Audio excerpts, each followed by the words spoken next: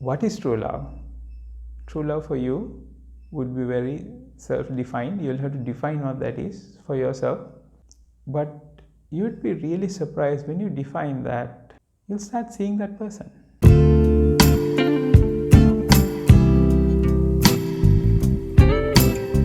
Is there any such thing called true love?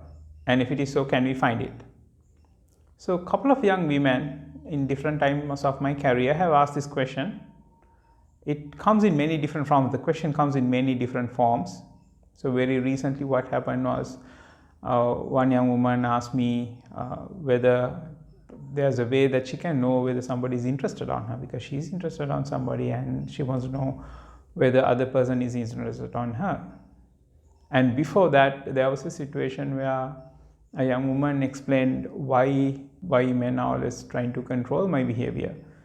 Now, that was a point of alarm for me, because men comes in many different forms and shapes and different attitudes. Somehow what this question meant for me was, she's continuously like, I don't know the number of relationships she was in, I think it is 3. And in all 3 occasions, she somehow managed to get attracted to a person or agreed to be in a relationship with a person that seems to control the way she wants to dress, kind of clothing that she would put on. Now, it's very easy to see that in the society that is a very small fraction of people that would want to control how others would behave, or how others would want to dress, and want to have 100% control over the intimate partner's dress code. But what happens is there are other things, like it's not only the dress code, but it's the way you speak, kind of work that you do, kind of interactions that you would have, kind of friends that you would have. So intimate partners tend to have some sort of a symbiotic relationship. Try to have a stake on how other persons behave. So the second situation, the young woman who asked me this question, she's already coming out of a bad relationship. She already had a bad experience of somebody else who was trying to manipulate her in pretty bad ways. And I'm quite happy that she's open for love now, but I'm quite alarmed by the question. So I wanted to talk about this fact. Is there something called true love? And if it is there, how can I find it? To answer this question, we need to talk about something else, something that is very rudimentary for anything that we want to have in life. What we can have in life does not depend on what we used to have. It does not depend on our past. So many people understand this as a fact. Our future does not depend on our past. People understand this. Everybody knows this. And people are very good at giving advice to other people based on this. I myself can give a lot of advice to you based on how your past is not an indicator of the future that you can have.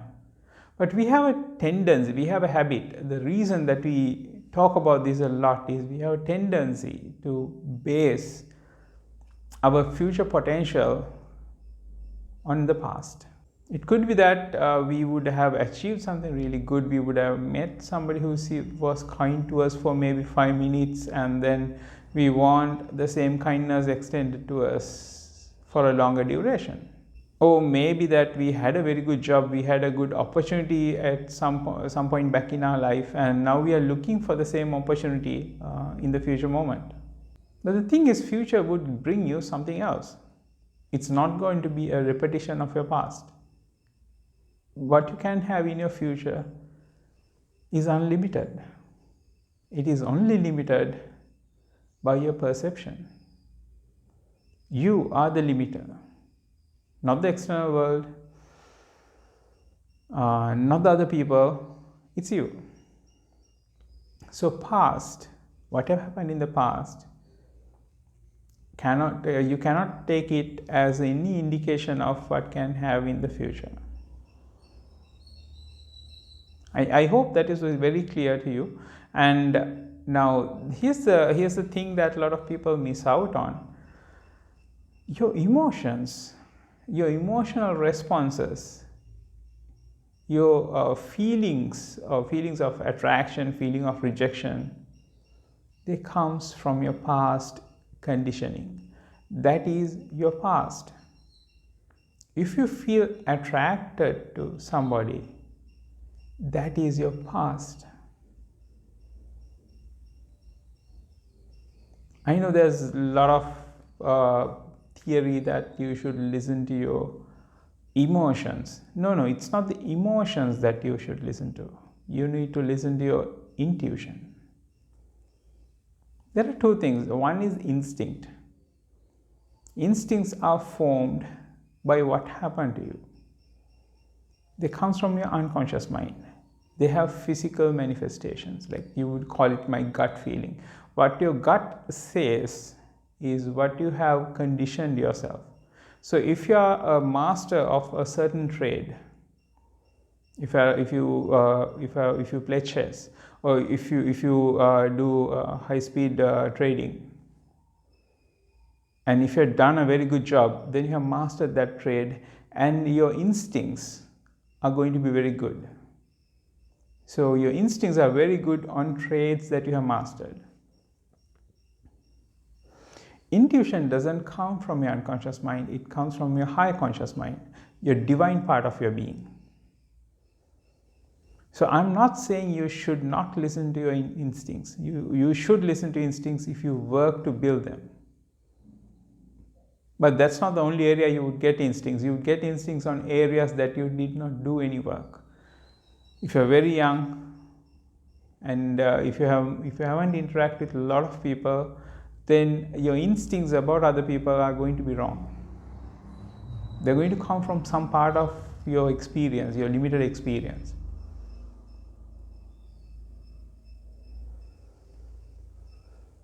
So, catching back on that, instincts are coming from your unconscious mind, and if you work on something, if you mastered a certain trait or a certain being, then you can make use of that to give you good guidance based on the past. But in general, what you should listen to is not emotions. What you should listen to is your instincts. Emotions most of the time get in the way of getting to the proper intuition. Intuition is being blocked by your emotions. Our mind is a complicated thing. It can do things that are conflicting with one another. So we would want to buy something, but we know if we buy that, we would get into debt, and which is not the place that we want to be right now in our life. And sometimes people just go ahead and buy that knowing it is going to be bad. So our mind can process conflicting things at a given time and accept both conflicting things as true in the moment. So it's up to us. Make use of our conscious and high conscious minds to play around with our unconscious mind. Unconscious mind has so many different parts. Each part can have different beliefs, different expectations, different agendas. And when you find yourself in situations where you seem to be confused and conflicted, it's a time for you to stop and reflect. So getting back, the whole discussion, all this information I shared with you is because people think they can fall in love based on emotions. But unless you are a professional lover, which I'm not sure whether there's such person exists, who has built a lot of instincts about the person that they can be in love with, you can't base your relationship on feelings or emotions. I don't know how to drive this any harder than that, but that is very, very, very important. Why we are seeing so much conflicts in relationships is because pretty much everybody makes their relationship decisions based on emotions. And see where we are now. We are not seeing a single functional relationship in any of our immediate friends, families, or associates. If you have one, I would really like to know. That's a unicorn. I would like to talk to them. how they do it, but in my personal experience, when I speak to people, when I do have a lot of clients, and they have a lot of associates, friends, there are no functional relationships. People stay in relationships making a lot of compromises with one another, sometimes knowing that it is not what they want. But when you make certain decisions, it's very hard to take them back. So that's why I'm targeting more of a younger audience in this video, where you can make better decisions about the person you would live with for the rest of your life. Somebody told me that in Colombo the divorce rate has exceeded 50%. I don't know whether that's a good number or bad number, but it sounds quite high.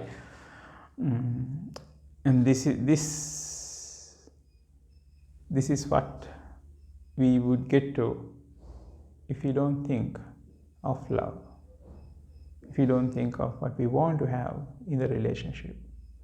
So that's the next point. Okay, so if you're not going to base our love and our relationships based on feelings and instincts and emotions, what we should base it on? Just like anything else, we should base it on what we want. What do you want from the relationship? If you want to get married, or if you're looking for a temporary love like a boyfriend or a girlfriend, what are you looking for? How should they treat you? How should they speak to you? What sort of things they should be doing to you? What sort of things they should not be doing to you? How you should be behaving? What sort of behaviors you want to see from yourself? These are outcomes. These are the things that you would want to have. You need to clarify them, because a lot of people have no clue. A lot of people seems to believe that we need to get to a relationship, and when we get to the relationship, we need to figure out how to make it work. But unless you have a definition of what is making it work, what is a functional relationship for you, it's going to be very hard to make it work. The step one is to realize that instincts, emotions, feelings are not a very good indicator whether somebody else is going to be a good partner for you. It happens for both sides. Just because somebody has feelings for you right now doesn't mean he or she would have them for you in another 2 months. People change. Things we get attracted to change. That's why people change phones every 2 years, or every 1 year, or every 4 years. Like, I don't know how frequently you change them, but you do change them. Because something else happened in the outside world, and now you're generating different set of emotions. So if you based on emotions, it's going to be short term, and when people try to push it beyond that short term, it's going to be turmoil. So step number one is realizing this. Step number two is figuring out what do you want from the relationship. What love means for you. Love means, for a lot of people, it would be different set of behaviors. You need to really clarify what those behaviors are for you, from you and from the other person. Sit down and think about it. Spend time on that. Get inspired. When people do that, something that happens is they would start feeling this is impossible. This is so much out of my league. No, it is not. It is not out of your league. You can choose to have whatever you want to have if you're willing to work towards that. You need to become the person who can receive them. Yes, there is internal change that need to happen. There'll be things in your unconscious mind that will resist some of the things that you want to have. So it would say, no, you don't deserve it, you're not worth it, people like you do not get things like that. So those are the things you need to sort out. those are the times that you need to really learn to deal with your unconscious mind. So there are a lot of ways to do it. We teach it in our holistic NLP training. We also do life coaching sessions. There are a lot of other material we have made available. There are a lot of other material, a lot of other people have made available. So taking control of your mind is something that has been going on for a longest period of time. We have been run by the mind, but then people wanted to make sure that we are run in the proper way. So that how to take control of your mind is a knowledge base that is widely available, even though very less number of people would use it in a given time. It is available. And then you need to start building your ability to receive. If you want something, you should be able to receive that. This is again in mind, but this would be more towards the energetic aspect of things. So these are transformations that you'll have to do within you to let go of the resistance and increase your receptance or acceptance. So is it possible for you to have true love?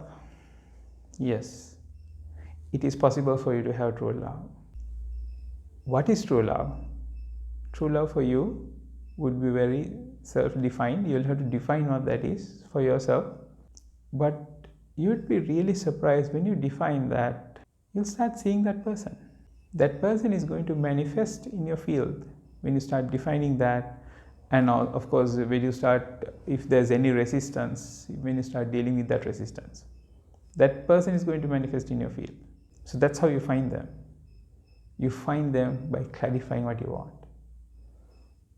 This is not very different from any other manifestation process. If you want to have a good job, you need to define what that good job is. And then you need to clear some of the stuff that is blocking you from having it. If you want to start a business, it's the same. If you want to get healthier, it's the same. If you want to have a stronger body, or if you want to eat in a certain way, and if you're resisting that, yes, there's an internal transformation that needs to happen, and when the moment you do that, you are able to do it.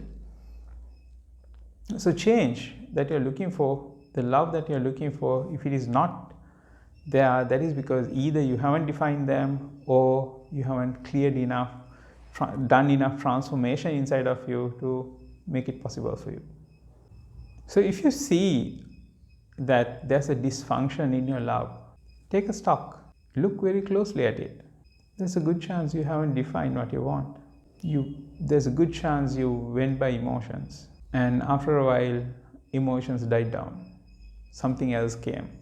World changed. With that, you and the others changed. And now we are responding with different emotions.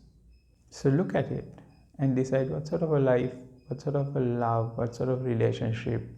It could be what sort of a job, what sort of a health that you want to have.